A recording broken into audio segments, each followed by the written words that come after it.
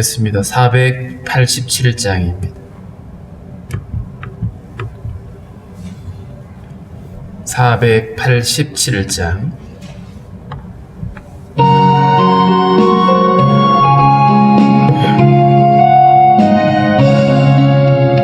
어둠 위에 빛이 오며 바람 분 위에 잔잔하고 소나기 후에 햇빛 나며 수고한 후에 쉼이 있네.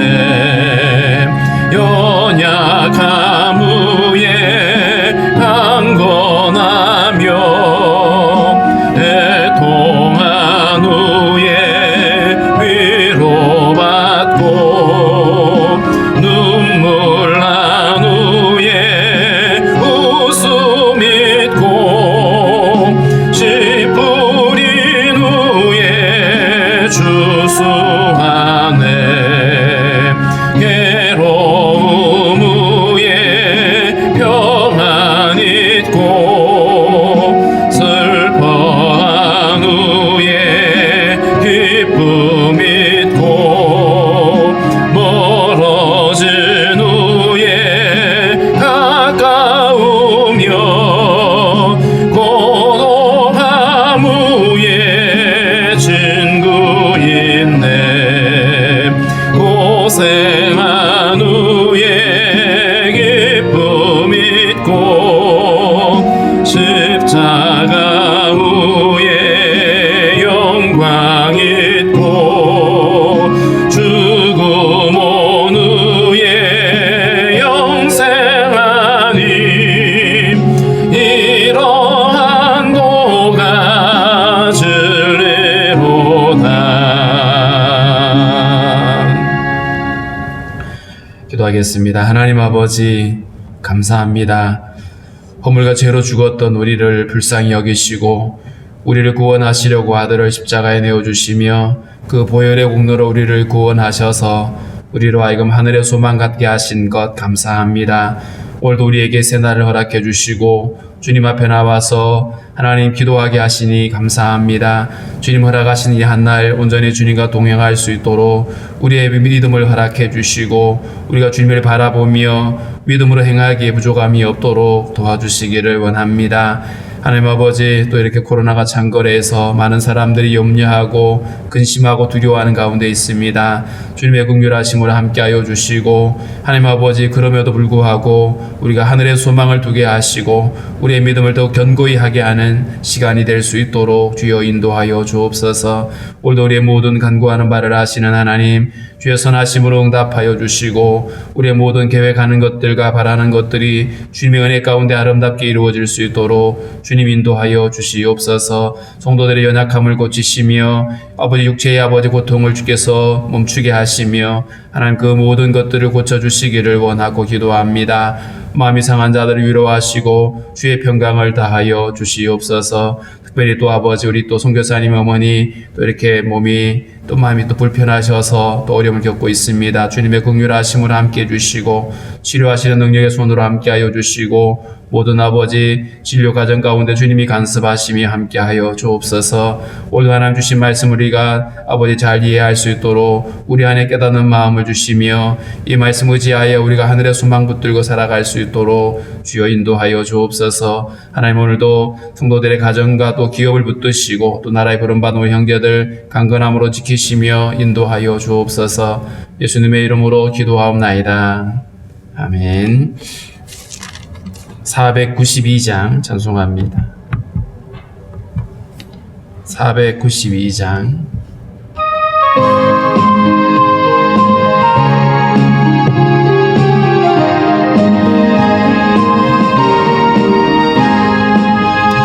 잠시 세상에 내가 살면서 항상 찬송 부르다가 날이 저물어 오라 하시면 영광 중에 나아가리. 열린 천국 문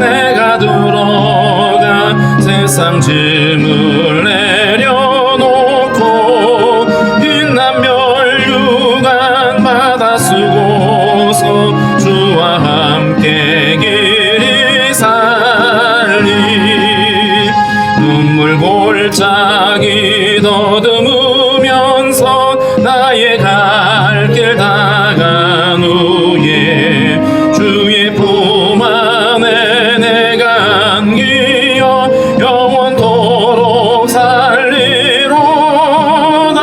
열린 천국문 내가 들어가 세상 짐을 내려놓고 빛난 멸류관 받아 쓰고서 주와 함께 길이 살리. 나의 가는 길 멀고 마며 산은 높고 고른 깊어 고난 나의 몸 쉴 곳 없어도 복된 날이 밝아오리. 열린 천국문 내가 들어가 세상 짐을 내려놓고 빛난 멸류관 받아 쓰고서 주와 함께 길이 살리. 한숨 가시고 죽음 없는 날 사모하며 기다리니 내가 그리던 주를 배울 때 나의 기쁨 넘치리라. 열린 천국문 내가 들어가 세상 짐을 내려놓고 빛난 멸류관 받아 쓰고서 주와 함께 길이 살리.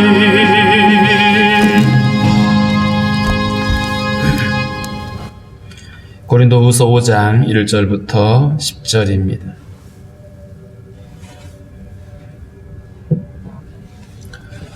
고린도후서 5장 1절부터 10절 같이 있습니다. 만일 땅에 있는 우리의 장막집이 무너지면 하나님께서 지으신 집 곧 손으로 지은 것이 아니요 하늘에 있는 영원한 집이 우리에게 있는 줄 아느니라. 참으로 우리가 여기 있어 탄식하며 하늘로부터 오는 우리 처소로 덧입기를 간절히 사모하노라. 이렇게 입으면 우리가 벗은 자들로 발견되지 않으려 함이라. 참으로 이 장막에 있는 우리가 짐진 것 같이 탄식하는 것은 벗고자 함이 아니요 오히려 덧입고자 함이니 죽을 것이 생명에 삼킨 바 되게 하려 함이라. 곧 이것을 우리에게 이루게 하시고 보증으로 성령을 우리에게 주신 이는 하나님이시니라. 그러므로 우리가 항상 담대하여 몸으로 있을 때에는 주와 따로 있는 줄을 아노니 이는 우리가 믿음으로 행하고 보는 것으로 행하지 아니함이로라. 우리가 담대하여 원하는 바는 차라리 몸을 떠나 주와 함께 있는 그것이라. 그런즉 우리는 몸으로 있든지 떠나든지 주를 기쁘시게 하는 자가 되기를 힘쓰노라. 이는 우리가 다 반드시 그리스도의 심판대 앞에 나타나게 되어 각각 선악간에 그 몸으로 행한 것을 따라 받으려 함이라. 아멘. 앞서 바울은 우리의 겉사람은 낡아지지만 우리의 속사람은 날로 새로워진다. 그렇기 때문에 복음을 전하는 직분을 감당함에 있어서 많은 고난도 있고 환난도 따라오지만 그럼에도 장차 우리에게 임하게 되어질 영원한 영광이 있기 때문에 그것을 바라보면서 결코 낙심하지 않을 거라고 이야기를 했습니다.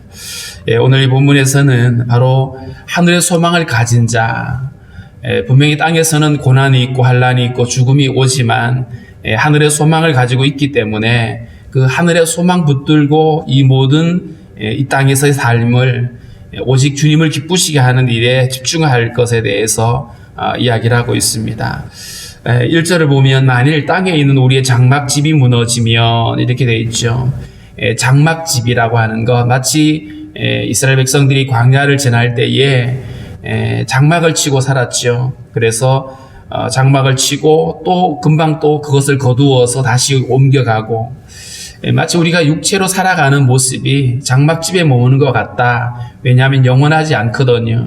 그래서 이 장막집은 우리의 육체를 가리키는 것이고 결국 언젠가는 호흡이 끊어질 수밖에 없는 죽음을 맞이해야 되는 그런 몸인 것이죠. 그래서 죄와 사망과 또 질병에 지배당하는 요즘 뭐 코로나가 창궐해가지고 하루에도 그것 때문에 수십 명이 목숨을 잃고 고통을 당하고 있죠. 그것이 우리의 몸을 지배하잖아요. 질병이 우리의 몸을 지배하고 죽음이 우리를 몸을 지배하는데 우리의 장막집이 무너진다. 이 무너진다라고 하는 것이 곧 죽음을 의미하는 것입니다. 자, 그런데 만일 땅에 있는 우리의 장막집이 무너져 버리면 세상의 사람들은 그것이 끝이라고 얘기를 하죠. 그렇기 때문에 하늘의 소망을 갖지 못한 사람들은 그 죽음보다 두려운 것이 없습니다. 그래서 어떻게 하든지 이 몸을 우리가 잘 건사하고 지키는 것이 목적이 되어지는데 오늘 바울은 이렇게 말하죠. 우리의 장막집이 언젠가 무너질 텐데 그러나 하나님께서 지으신 집, 사람의 손으로 지은 것이 아니고 하늘에 있는 영원한 집이 우리에게 있는 줄 안다.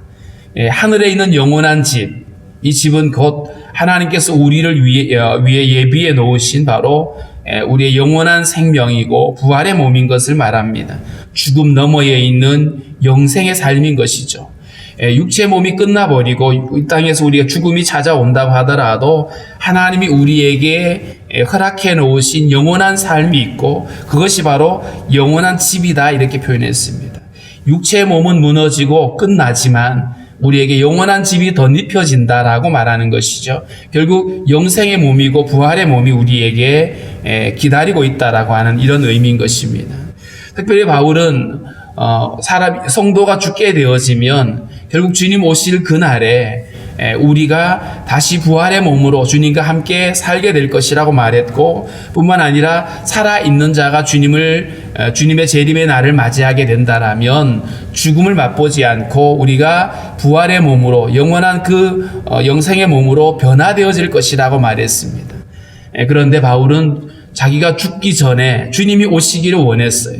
그래서 오늘 본문에도 내가 죽기 전에 그 주님의 그 영광스러운 몸으로 내가 덧입혀졌으면 좋겠다라고 그렇게 이야기를 하고 있습니다. 죽음을 맛보기 전에 영원하신 주님이 찾아오시고 그리고 우리가 그 주님을 맞이하게 되는 우리 어떤 변화되어지는 모습으로 주님을 만나게 될 것을 사모하고 있는데 2절 말씀을 봅니다. 참으로 우리가 여기서 탄식하며 여기서 탄식한다는 말은 간절히 사모하는 마음이죠. 하늘로부터 오는 우리 처소로 덧입기를 간절히 사모한다. 하늘로부터 오는 우리의 처소, 그 영원한 집이죠.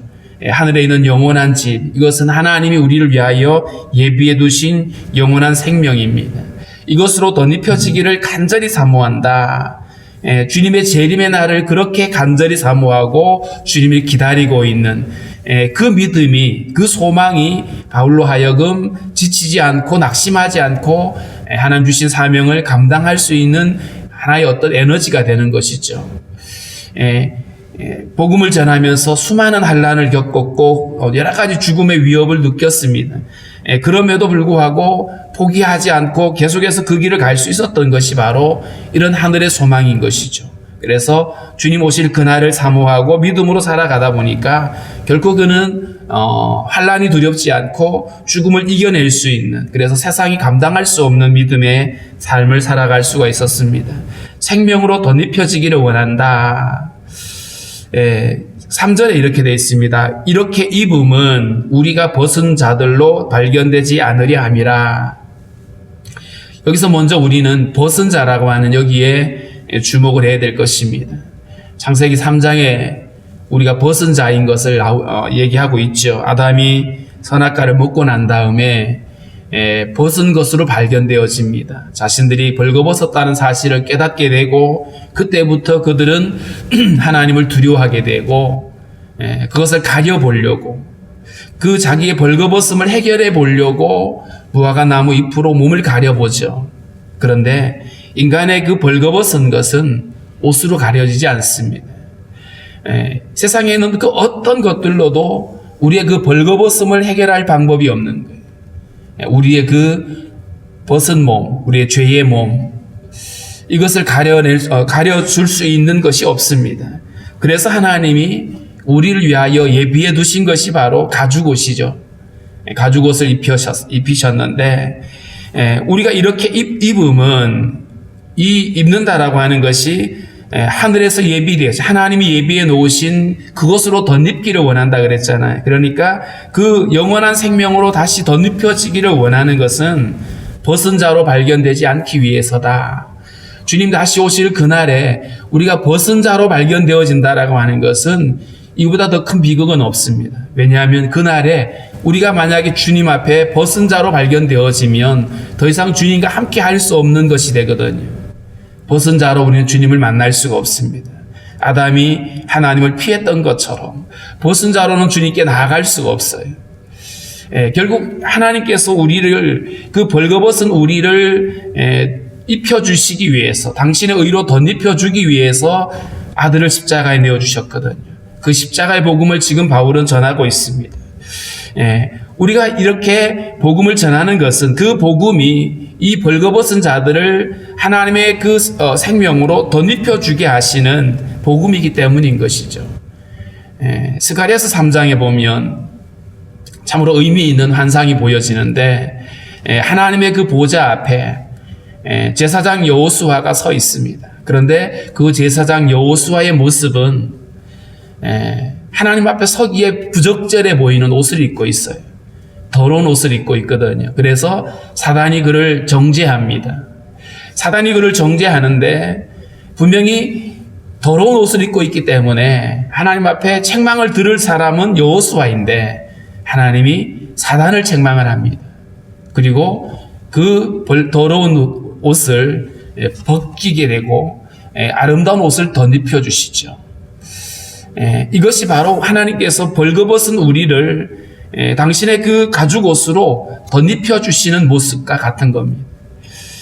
우리에게 아름다운 옷으로 하나님의 은혜의 보좌 앞에 담대히 나아갈 수 있는 자격으로 우리를 구원하시는 이야기입니다. 그래서 그날에 우리가 주님 앞에 서게 될 그날에 오늘 10절에 보면 우리가 다 반드시 그리스도의 심판대 앞에 나타나게 될 것이라 그랬는데 그 마지막 주님 오실 그날에 주님의 그 심판대 앞에 서게 될 때에 우리는 벗은 자로 서든지 아니면 그리스도께서 우리에게 덧입혀 주신 그 옷을 입고 서든지 둘 중에 하나겠죠. 그런데 벗은 자로 발견되어졌다라고 하는 것은 더 이상 주님과 함께 할 수 없는 영원한 지옥 형벌에 떨어질 수밖에 없다라는 것을 말해주고 있습니다. 왜냐하면 하나님이 우리에게 이 벗은 자들을 당신의 복음으로 덧입혀주기 위해서 아들을 보내주셨는데 그 구원을 거절했기 때문에 더 이상의 기회가 주어지지 않는 것입니다. 그리스도의 복음이 바로 이런 것들이죠. 멸망하는 자들에게는 결국 미련하게 보이고 어리석어 보이고 그래서 예수를 영접하지 않지만 구원을 얻는 우리들에게는 하나님의 능력이 되고 이 벌거벗은 몸을 가려주는 유일한 생명이 되어진다는 사실을 말씀해 주고 있습니다. 벗은 자로 발견되지 않는 거 굉장히 중요한 문제인 것이죠. 4절에 참으로 이 장막에 있는 우리가 짐진 것 같이 단식하는 것은 벗고자 함이 아니다. 고통이 찾아오고 여러 가지 힘들고 어려운 환난이 찾아왔을 때에 그냥 빨리 끝냈으면 좋겠다 이게 아니라는 거죠. 오히려 덧입고자 함이니 죽을 것이 생명의 삼킨 바 되게 하려 함이라. 간절히 사모하는 것은 빨리 끝냈으면 좋겠다, 빨리 죽었으면 좋겠다가 아닌 거예요. 고난이 찾아오고 죽음의 위협이 있지만 그럼에도 그가 사모하는 것은 주님 오시는 바로 그날인 거예요. 주님 다시 오셔서 우리의 죽을 몸이 생명으로 덧입혀져서 그래서 영원한 생명을 살아가게 되는 것이 간절한 소망이라고 하는 것이죠. 살아서 주님을 만나게 되고 영광의 몸으로 변화가 되어져서 주님과 함께 영원한 삶을 누리고 싶어하는 간절한 재림의 소망을 이야기해 주고 있습니다. 물론 우리가 이 땅에서 육체 몸이 호흡이 끝나고 우리가 장례 치러진다고 하더라도 다시 오시는 그 주님의 날에 부활의 몸으로 다시 일어나게 되겠지만 그보다 더 좋은 것은 살아있는 날 동안에 주님을 만나게 되는 것이다. 이게 바로 바울의 간절한 소망이었습니다. 자, 그런데 이러한 간절한 소망이 우리 안에 영원한 생명으로 덧입혀지는 이 간절한 소망이 단순히 어떤 사람들이 만들어 놓은 어떤 교리이거나 아니면 그냥 의미 없이 그냥 간절한 우리의 바램이라면 단순한 바램이라면 그보다 험한 것이 없겠죠.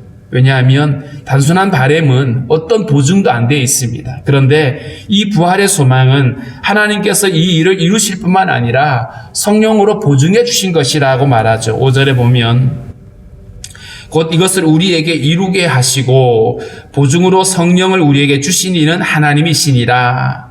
우리가 새 생명으로 덧입혀지는 것 혹은 부활의 몸으로 살아나게 되어지는 것은 사람들의 열심으로 된 것이 아니라 하나님의 약속이고 성령을 보내시는 하나님의 그 일인 거죠. 그래서 하나님께서 약속하시고 이루시는 것이기 때문에 이것은 그 어떤 것보다도 확실하고 분명하다.